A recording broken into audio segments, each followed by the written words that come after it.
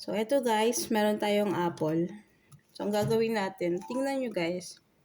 Try nating, yung, magugulat kayo sa mangyayari. Ayan o.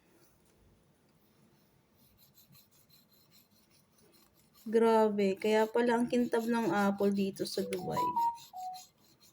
Kakagulat. Kita? Isin mo naman. Yung videographer ko eh. Grabe yung wax.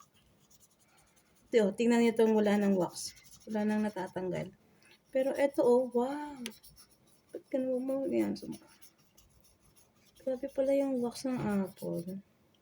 So, it's not safe pala na kainin yung apple kasama yung balat kasi.